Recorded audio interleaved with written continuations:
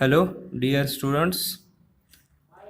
Today we are going to start with the new topic from the new syllabus, that is solid state. In this topic, we are going to see the properties about the solid state in detail. Before that, म्हणजे पहा आपण 11वीमध्ये याच्या related states of matter हा एक chapter आपण पाहिलेला होता. ह्या चॅप्टरमध्ये आपण पाहिलेलं आहे की the three most common states of matter that are solid, liquid and gases. म्हणजे आपण जर पाहिलं तर पदार्थाच्या तीन अवस्था आहेत आणि त्याच्यामध्ये म्हणजे ह्या ज्या मोस्ट कॉमन स्टेट्स आहेत त्या आहेत ते म्हणजे सॉलिड, लिक्विड अँड गॅस. ठीक आहे. आणि मग त्याचबरोबर आपण म्हणजे 11मध्ये आपण लिक्विड आणि गॅसेस स्टेट हे या दोन्ही स्टेटस आपण डिटेलमध्ये कव्हर केलेले आहेत पहा. आणि याच्या प्रॉपर्टीज ज्या आहेत म्हणजे सॉलिड, लिक्विड आणि गॅसेसच्या त्या कम्पॅरेटिव्ह प्रॉपर्टीसुद्धा आपण 11मध्ये पाहिलेल्या आहेत.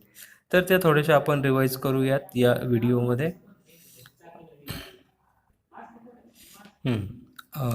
हे पहा इथे distinguishing points between solid, liquid and gas that are given here. This one is solid, liquid and gas. ठीक आहे. तर आता इथे जर आपण पाहिलं तर the arrangement of particles in the solid, in case of solid they are tightly held, the particles are held tightly, and the regular arrangement of atoms are there in the of the molecules. Regular arrangement of atoms or molecules are there. And in case of liquid state, if you consider, the particles are loosely packed and irregular arrangement of particles is there. Then in case of gases, they are more loosely packed and highly irregular arrangement is found in case of gaseous state. ठीक आहे. म्हणजे हे arrangement of पार्टिकलच्या बाबतीत सांगितलेलं आहे त्यांनी. त्यानंतर movement of particle जर आपण पाहिलं तर movement of particle, solids can not move. सॉलिड्सचे जे पार्टिकल्स असतात ते मूव्ह होऊ शकत नाहीत. आणि आपण जर म्हटलं तर लिक्विडचे they can move a small distance within the liquid. म्हणजे ते मूव्ह होऊ शकतात पण टू द स्मॉल डिस्टन्स. ठीक आहे. आणि गॅसेसमध्ये जर आपण पाहिलं तर गॅसेसमध्ये जे गॅसेसचे मॉलिक्युल्स असतात they are always in continuous random motion. ठीक आहे. दे कंटिन्युअस रँडम मोशनमध्ये असतात गॅसेसचे पार्टिकल्स. ठीक आहे. त्याच्यानंतर पहा शेप आणि व्हॉल्यूमच्या बाबतीत जर सांगायचं झालं तर solids have definite shape and volume. ठीक आहे. आणि लिक्विडच्या बाबतीत जर सांगायचं झालं तर liquids take the shape of the container and has a definite volume. म्हणजे त्याचा शेप डेफिनाइट नसला तरी त्याचा व्हॉल्यूम जो आहे तो डेफिनाइट आहे पहा लिक्विडचा. आणि आपण जर गॅसचा जर व्हॉल्यूम आणि शेप पाहिलं तर gas takes the shape and volume of its container. ठीक आहे. म्हणजे त्याचा शेप आणि व्हॉल्यूम दोन्हीही डेफिनाइट नाही आहे हे आपल्या इथे लक्षात येईल. ठीक आहे. त्याच्यानंतर जर आपण पाहिलं पहा की इंटरमॉलिक्युलर स्पेस जर आपण पाहिली तर ती सॉलिड स्टेटमध्ये that is very small and in case of liquid it is moderate. सॉलिडमध्येही व्हेरी स्मॉल आहे, लिक्विडमध्येही मॉडरेट आहे. आणि जर आपण गॅसेस स्टेटमध्ये पाहिलं तर गॅसेस स्टेटमध्ये इथे ती लार्ज आहे. त्याच्यानंतर if you consider the effect of means change in volume, जर आपण इथे पाहिलं effect of a small change in temperature, म्हणजे थोडा जरी आपण टेम्परेचर चेंज केलं तर सॉलिड आणि लिक्विड आणि गॅसेसवर नक्की काय फरक होतो ते आपल्याला इथे व्हॉल्यूममध्ये त्याच्या काय फरक होतो ते आपल्याला इथे सांगितलेलं आहे पहा. म्हणजे जर आपण थोडंही टेम्परेचर चेंज केलं तर volume change is small in case of solid. ठीक आहे. and the volume change is moderate in case of liquid, and in case of gases volume change is significantly high. ठीक आहे. म्हणजे इथे जे आहे व्हॉल्यूम चेंज हे खूप जास्त आपल्याला ऑब्झर्व होतं in case of gaseous state. ठीक आहे. त्याच्यानंतर कॉम्प्रेसिबिलिटी हा एक फॅक्टर आहे.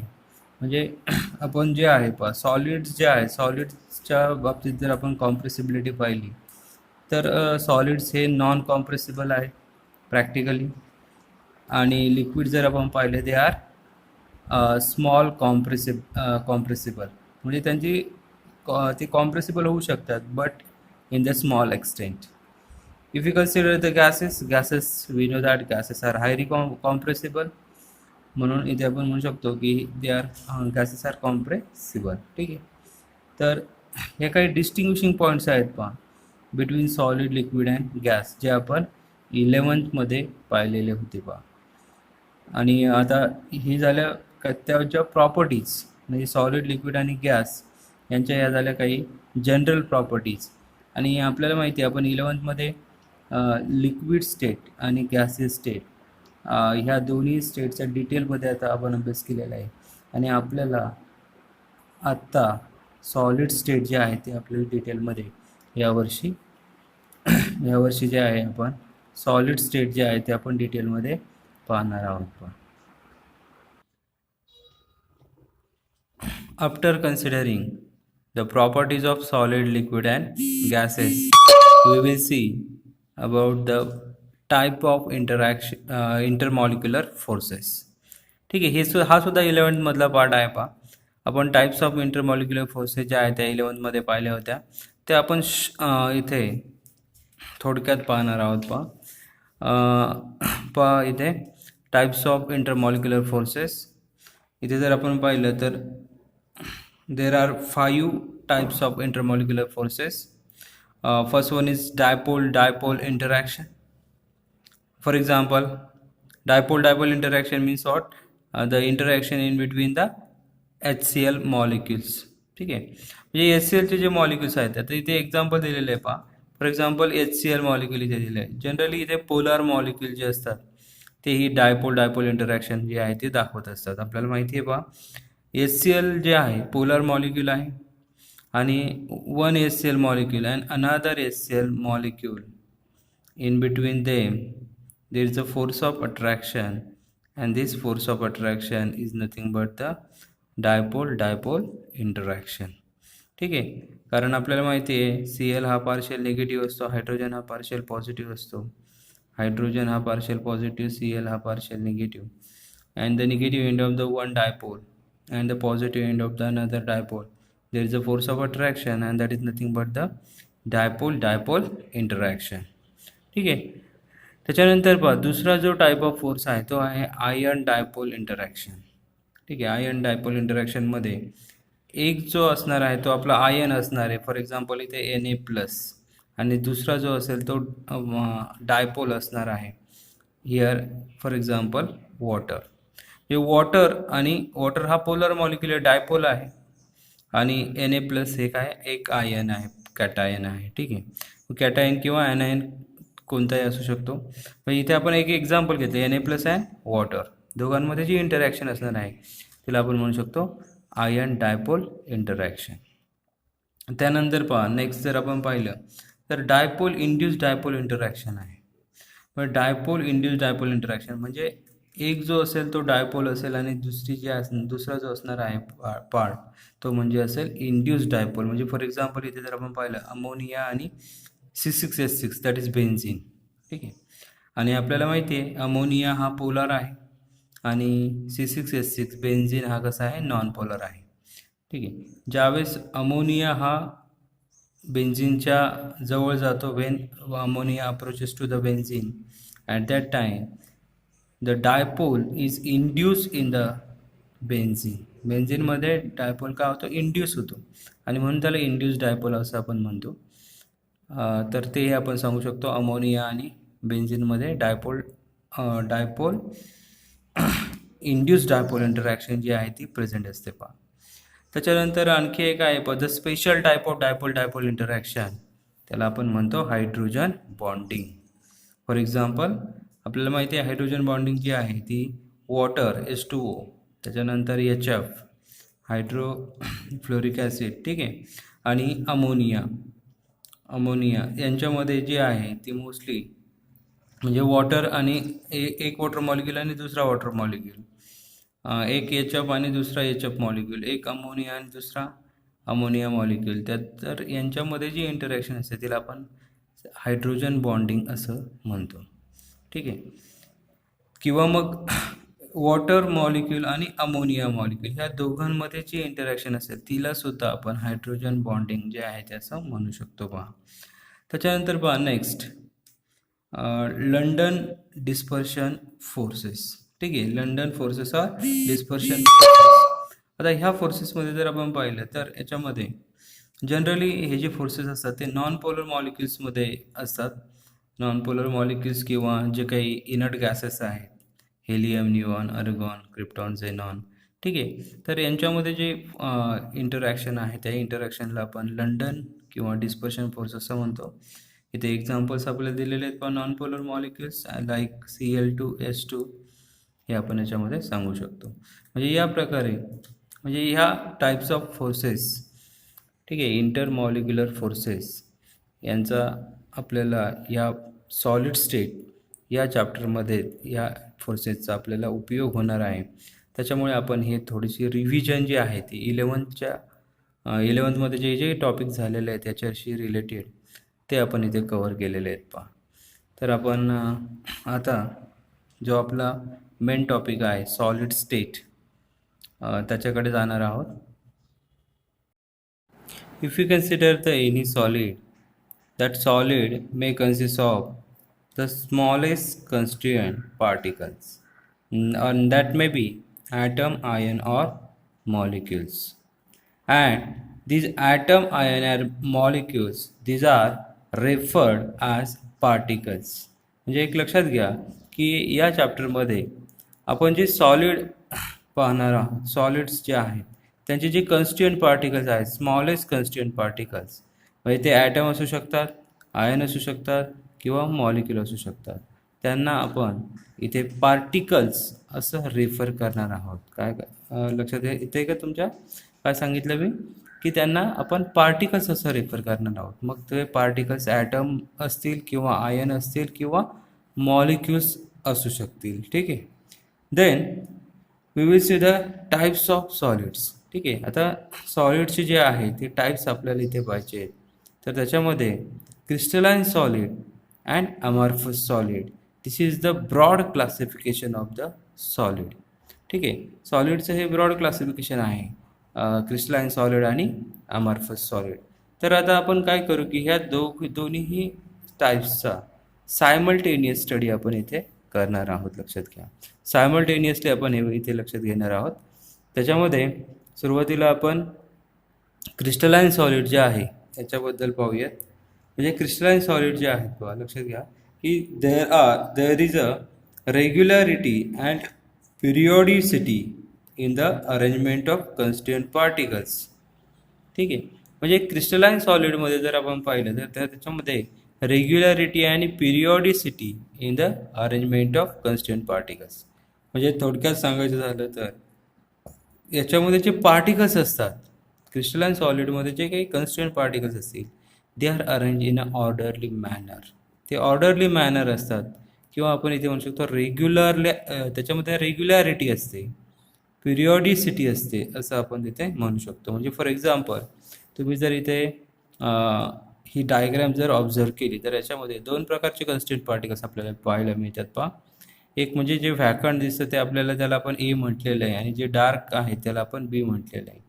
तर यांची जी अरेंजमेंट आहे इथे जर तुम्ही पाहिलं तर ती एकदम सिस्टमॅटिक अरेंजमेंट आहे किंवा आपण म्हणू शकतो रेग्युलर अरेंजमेंट याच्यामध्ये आपल्याला इथे लक्षात येते पहा.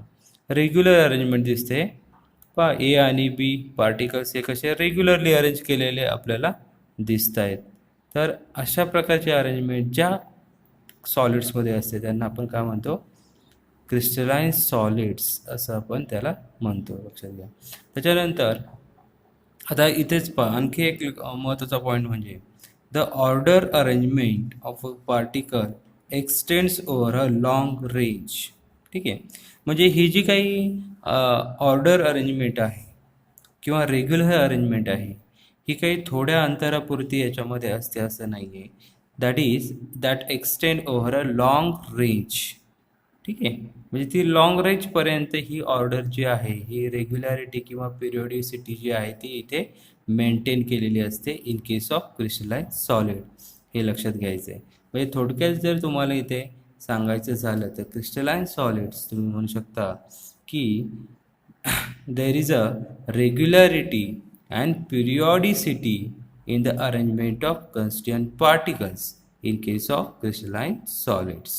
ठीक है, and particles regular arrangement of particles extend over a long range. ठीक आहे, हे आपण इथे याच्यामध्ये सांगू शकतो. त्या मग आता याचे जर काही एक्झाम्पल जर आपल्याला सांगायचे झाले तर ice, salt such as NaCl, ठीक आहे, metal such as sodium, gold, copper, ठीक आहे. तर हे सगळे जे आहेत ही सगळे एक्झाम्पल्स कशाचे आहेत पहा, सॉलिडचे आहे, डायमंड आहे, ग्राफाईट आहे, सेरामिक्स आहेत. These are the examples of crystalline solids. त्यानंतर पहा अमॉर्फस सॉलिड्स. आता अमॉर्फस सॉलिड्समध्ये जर आपण पाहिलं तर अमॉर्फस सॉलिड्समध्ये पहा the constituent particles in amorphous solids are randomly arrange. म्हणजे याच्यामध्ये जे पार्टिकल्स असतात ते इथे रँडमली अरेंज असतात, हे लक्षात घ्यायचे. म्हणजे फॉर एक्झाम्पल आता इथे मी एक डायग्राम काढलेली आहे. याच्यामध्ये मगाच्या सारखे ए आणि बी पार्टिकल्स आहेत, पण इथे जर तुम्ही यांची अरेंजमेंट पाहिली तर कोणत्याही प्रकारची रेग्युलॅरिटी आपल्याला ह्याच्यामध्ये दिसून येत नाही आहे. म्हणजे हे सगळे इरेग्युलरली अरेंज आहे, रँडमली अरेंज आहेत असं आपण म्हणू शकतो. आणि अशा प्रकारची अरेंजमेंट ज्या सॉलिड्समध्ये असते त्या सॉलिड्सला आपण काय म्हणतो तर अमॉर्फस सॉलिड्स असं म्हणतो. लक्षात घ्यायचं आहे, काय म्हणायचं आहे, amorphous solids. The constituent particles in amorphous solids are randomly arrange, हे लक्षात ठेवायचं आहे. किंवा मग आता आणखी एक महत्त्वाचा पॉईंट तो म्हणजे लक्षात घ्या की the particles do not have the long range order structure. ठीक आहे, म्हणजे जरी त्यांच्यामध्ये ऑर्डर असली किंवा रेग्युलॅरिटी असली तर ती कशी असते पहा, they do have short range order. काय असते त्याच्यामध्ये, शॉर्ट रेंज ऑर्डर असू शकते, पण त्यांच्यामध्ये लॉंग रेंज ऑर्डर जी असते ती लॉंग रेंज ऑर्डर ही प्रेझेंट नसते. You can say the particles do not have long range ordered structure. ठीक आहे, म्हणजे जर अरेंजमेंट असेल, रेग्युलर अरेंजमेंट असेल तर ती शॉर्ट रेंज असेल, लॉंग रेंज नसेल. ठीक आहे, तर that is the basic difference between crystalline solid and amorphous solid. आता जर याचे एक्झाम्पल्स आपण जर पाहिले अमॉर्फस सॉलिडचे examples glass, plastic, rubber, tar, metallic glass. ठीक आहे, these are the examples of amorphous solids. हे ग्लास पहा, प्लास्टिक असेल, रबर असेल, हे सगळे एक्झाम्पल जे आहेत हे आपल्याला अमॉर्फस सॉलिड्सचे एक्झाम्पल आहेत असं सांगता येईल पहा. Next, crystalline solids have sharp melting point, that is they melt at a definite temperature. ठीक आहे, म्हणजे इथे जर आपण पाहिलं तर क्रिस्टलाइन सॉलिड जे आहेत त्यांचा मेल्टिंग पॉईंट कसा असतो, शार्प असतो. म्हणजेच ते ॲट अ डेफिनाईट टेम्परेचरला काय होतात, मेल्ट होतात. हे आपण इथे सांगू शकतो. आणि जर आपण अमॉर्फस सॉलिडमध्ये पाहिलं तर amorphous solids do not have sharp melting point, they melt gradually over a temperature interval. ठीक आहे, म्हणजे इथे जर आपण पाहिलं तर ते टेम्परेचर इंटरवलला मेल्ट होतात, एट अ पर्टिक्युलर टेम्परेचरला किंवा डेफिनाईट टेम्परेचरला ते मेल्ट होत नाहीत अमॉर्फस सॉलिड्स. लक्षात घ्या. म्हणजेच याचं एक बेस्ट एक्झाम्पल जे तुम्ही डे टू डे लाईफमध्ये ऑब्झर्व करता ते आपण सांगू शकतो पहा. किंवा एखादा ग्लास असेल किंवा एखादं प्लास्टिक असेल पहा, तर प्लास्टिक किंवा ग्लास जर तुम्ही त्याला हीट केलं तर सुरुवातीला ते मेल्ट होतं. मेल्ट म्हणजे सॉरी, ते सॉफ्ट होतं. काय होतं, सॉफ्ट होतं पहा. आणि हळूहळू ते काय होतं, मेल्ट होतं.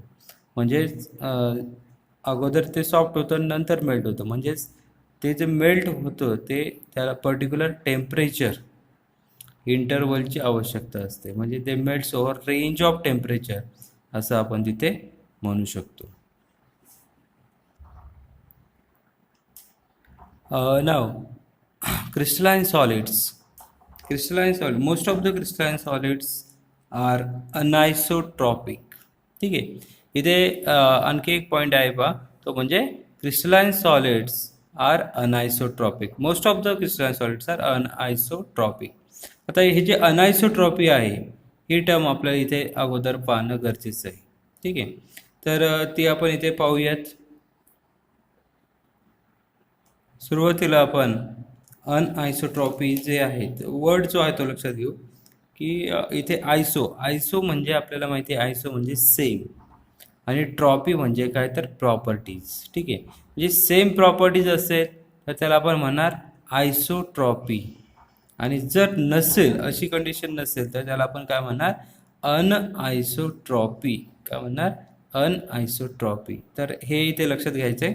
आणि crystalline solids are most of the crystalline solids are anisotropic. ठीक आहे.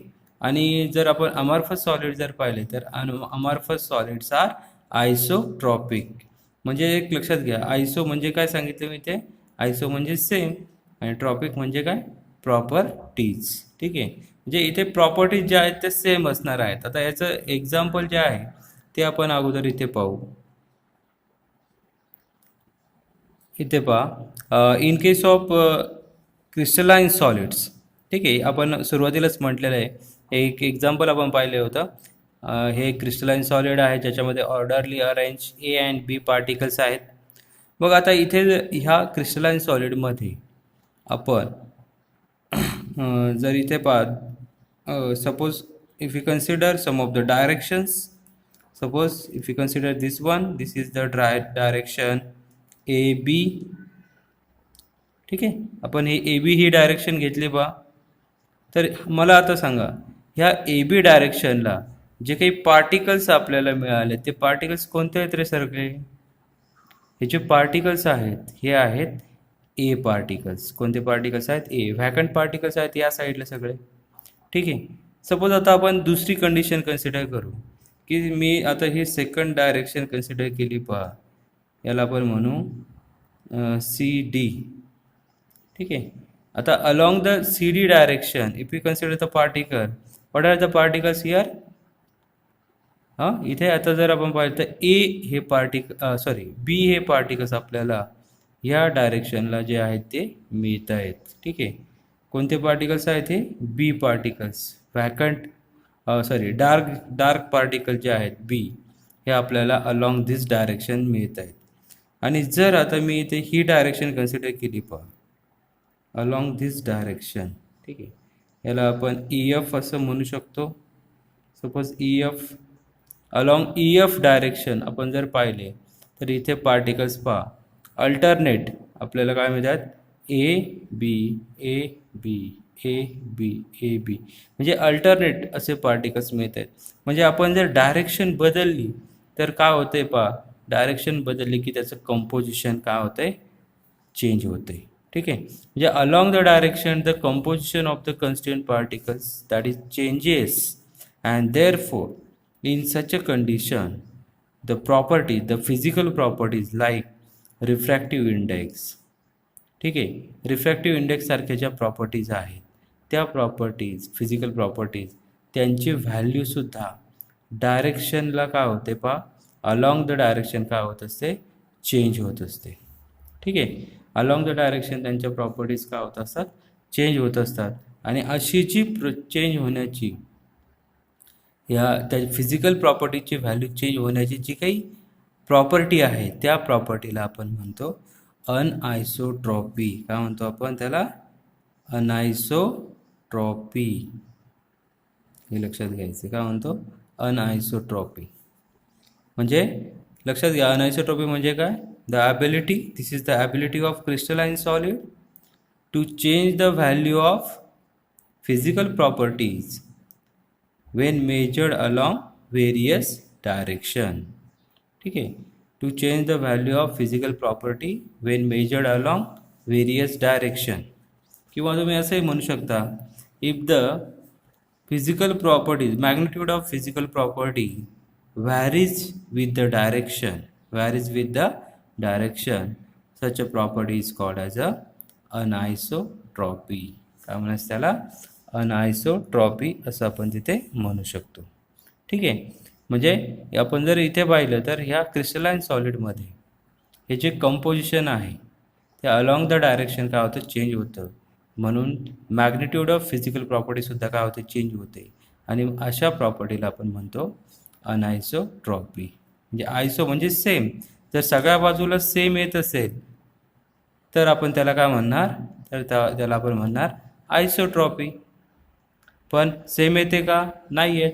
अलॉंग द डायरेक्शन काय होते? चेंज होते. म्हणून आपण त्याला आता काय म्हणणार आहोत? अनायसोट्रॉपी. आणि most of the crystalline solids are anisotropic. ठीक आहे. आणि जर आपण हे जर पाहिलं in case of amorphous solid पाहिलं तर ऑन ॲन ॲव्हरेज, ठीक आहे, ऑन ॲन ॲव्हरेज जर आपण पाहिलं तर the composition is same in every direction. की ऑन ॲन कारण इरेग्युलर अरेंजमेंट आहे आणि इरेग्युलर अरेंजमेंट असल्यामुळे ऑन ॲन ॲव्हरेज जर आपण पाहिलं तर कंपोजिशन हे कसं येतं? अलॉंग व्हेरियस डायरेक्शन कसं येतं? सेम येतं. आणि त्यालाच आपण काय म्हणतो? म्हणजे क्रिस्टलाइन अमॉर्फस सॉलिड जे आहेत ते कसे आहेत? आयसोट्रॉपिक आहेत. अशा प्रॉपर्टीला आपण म्हणतो आयसोट्रॉपी. आयसो म्हणजे सेम, ट्रॉपी म्हणजे प्रॉपर्टीज. ठीक आहे. म्हणजे कोणत्याही डायरेक्शनला जर आपण पाहिलं तर याची रिफ्रॅक्टिव्ह इंडेक्स सारख्या ज्या काही फिजिकल प्रॉपर्टीज आहेत त्या कशा असतात? सेम असतात किंवा कॉन्स्टंट असतात, आपण असं इथे म्हणू शकतो. Along various direction. That is about the anisotropy and isotropy. लक्षात ठेवा, crystalline solids are anisotropic and amorphous solids are isotropic. ठीक आहे. आता याच्यामध्ये सांगायचं झालं तर आणखी एक बेस्ट एक्झाम्पल आपण, जर ही कोणाच्या कन्सेप्ट लक्षात येत नसेल तर तुम्ही एक एक्झाम्पल लक्षात ठेवा. पहा, सपोज आपल्याला एक तुम्ही आता सुट्टीच्या दिवसामध्ये वगैरे भेळ वगैरे घरी बनवत असाल तर भेळ बनवण्यासाठी जे काही कन्स्टिट्युएंट पार्टिकल्स आहेत ते जर तुम्ही असे व्यवस्थित रेग्युलरली अरेंज केले, ठीक आहे, म्हणजे जे काही वेगवेगळे कन्स्टिट्युएंट्स भेळ बनवण्यासाठी लागतात ते जर असे रेग्युलरली अरेंज केले आणि पर्टिक्युलर पार्टच तुम्ही एखाद्या व्यक्तीला दिला खायला, ठीक आहे, मग कुणाला तिखटच जाईल, कुणाला खारटच जाईल. ठीक आहे, बरोबर आहे की नाही? असं होऊ शकतं. म्हणजे ही जी आहे प्रत्येक डायरेक्शनला त्याची जी जर ऑर्डरली अरेंज असेल तर त्याची जी चव आहे ती प्रत्येक ठिकाणी काय होणार आहे? बदलणार आहे. लक्षात घ्या, प्रत्येक डायरेक्शनला. पण तेच जर तुम्ही त्याची भेळ तयार केली, म्हणजे सगळं मिक्स केलं, कसं इरेग्युलरली कसं सगळं मिक्स केलं, तर कोणत्याही म्हणजे ऑन ॲन ॲव्हरेज जर तुम्ही पाहिलं तर ओव्हरऑल जी काही भेळ असणार आहे तिची चव जी आहे ती कशी असणार आहे? कॉन्स्टंट किंवा सारखी असणार आहे. बघा, हे एक सिम्पल एक्झाम्पल आपल्या डे टू डे लाईफमधलं आपण इथे सांगू शकतो. Now we will see about the some of the properties of crystalline solid. ठीक आहे, क्रिस्टलाइन सॉलिडचे आपण ऑलरेडी काही प्रॉपर्टीज पाहिलेल्या आहेत. तर त्याच्यामध्ये in addition to that we will see about the isomorphism. ठीक आहे. आता हे आयसोमॉर्फिझम म्हणजे काय आणि पॉलिमॉर्फिझम म्हणजे काय, ह्या दोन प्रॉपर्टीज आपण इथे पाहणार आहोत. लक्षात घ्या. आता आयसोमॉर्फिझम नावामध्येच नावाप्रमाणेच पहा, लक्षात घ्या. आयसो, आता इथे हा आयसो हा शब्द आहे पहा. तर आयसो म्हणजे आपल्याला माहिती आहे, आयसो म्हणजे काय सांगितलं आपण? आयसो म्हणजे सेम. ठीक आहे. आणि मॉर्फिझम, मॉर्फिझम म्हणजे लक्षात घ्यायचं आहे, मॉर्फिझम म्हणजे क्रिस्टलाइन फॉर्म किंवा क्रिस्टलाइन स्ट्रक्चर. ठीक आहे, क्रिस्टल स्ट्रक्चर म्हणजे आयसोमॉर्फिझम म्हणजेच काय? Same crystal structure. ठीक आहे, सेम क्रिस्टल स्ट्रक्चर. मग कुणाचं सेम क्रिस्टल स्ट्रक्चर असेल की टू ऑर मोर सबस्टन्सेस, म्हणजे दोन किंवा दोनपेक्षा जास्त वेगवेगळे सबस्टन्सेस आहेत आणि ज्यांचं क्रिस्टल स्ट्रक्चर कसं आहे? सेम आहे. पहा, म्हणजे two or more substances having same crystal structure are said to be isomorphous. म्हणजे दोन किंवा दोनपेक्षा जास्त सबस्टन्सेस असतील ज्यांचं क्रिस्टल स्ट्रक्चर कसं आहे? सेम आहे, अशा सबस्टन्सेसला आपण म्हणतो आयसोमॉर्फस. आणि प्रॉपर्टीला काय म्हणतो? आयसोमॉर्फिझम. म्हणजे आता इथे एक्झाम्पल जर आपण पाहिले तर इथे पहा, NaF आहे, MgO आहे. मग यांच्यामध्ये जर आपण ॲटॉमिक रेशो यांचा जर पाहिला, म्हणजे सोडियमचा एक ॲटम आहे फ्लोरीनचा एक ॲटम आहे, म्हणजे इथे ॲटॉमिक रेशो झाला 1:1. इथे मॅग्नेशियमच्या बाबतीत पण तेच आहे. मॅग्नेशियम ऑक्साईडच्या बाबतीत हे मॅग्नेशियम आहे, ऑक्सिजन आहे, इथे सुद्धा रेशो 1:1 आहे. ह्या दोघांचा ॲटॉमिक रेशो कसा आहे, सेम आहे पहा. आणि ॲटॉमिक रेशो सेम असल्यामुळे आपण त्यांना म्हणू शकतो दे आर आयसोमॉर्फस. ठीक आहे. दुसरं एक एक्झाम्पल याच्यामध्ये आहे ते म्हणजे NaNO3 आणि CaCO3. आता इथे ॲटॉमिक रेशो जर आपण पाहिला तर तो आहे 1:1:3 आणि इथे सुद्धा CaCO3चा 1:1:3. ॲटॉमिक रेशो यांचा सेम आहे म्हणून क्रिस्टल स्ट्रक्चरसुद्धा यांचा कसा आहे, सेम आहे. आणि म्हणून यांना आपण म्हटलेलं आहे की they are isomorphous with each other. ठीक आहे. म्हणजे ही प्रॉपर्टी आपण त्याच्यामध्ये सांगू शकतो. म्हणजे थोडक्यात परत एकदा सांगा पहा, काय आयसोमॉर्फिझम म्हणजे काय, तर 2 or more substances having the same crystal structure are said to be isomorphous. ठीक आहे. त्याच्यानंतर पहा नेक्स्ट प्रॉपर्टी जर आपण इथे पाहिली तर ती आहे पॉलीमॉर्फिझम. आता जसं आपण मगाशी पाहिलं त्याच पद्धतीने पॉली या शब्दाचा अर्थ आपल्याला माहिती आहे. पॉली म्हणजे काय, तर पॉली म्हणजे मेनी. ठीक आहे. पॉली म्हणजे मेनी आणि मॉर्फिझम म्हणजे क्रिस्टल स्ट्रक्चर किंवा क्रिस्टलाइन फॉर्म, हे आपल्याला माहिती आहे. म्हणजे मेनी क्रिस्टलाइन फॉर्म. मग इथे कुणाचे असू शकतात, तर एका सबस्टन्सचे. ठीक आहे.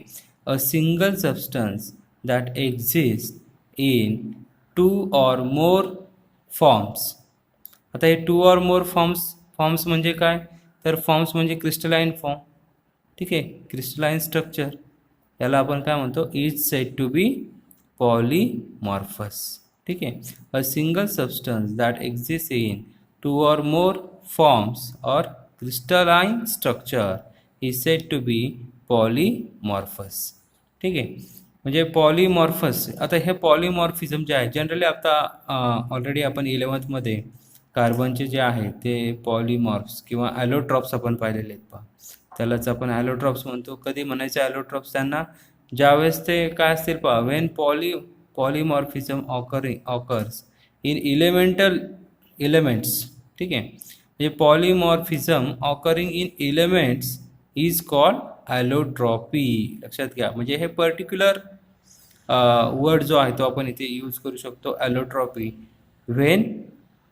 Wien polymorphism occurring in elements. ठीक आहे. एलिमेंटच्या बाबतीत ज्यावेळेस आपल्याला ते मिळेल त्यावेळेस त्याला आपण काय म्हणणार, ॲलोट्रॉपी म्हणणार.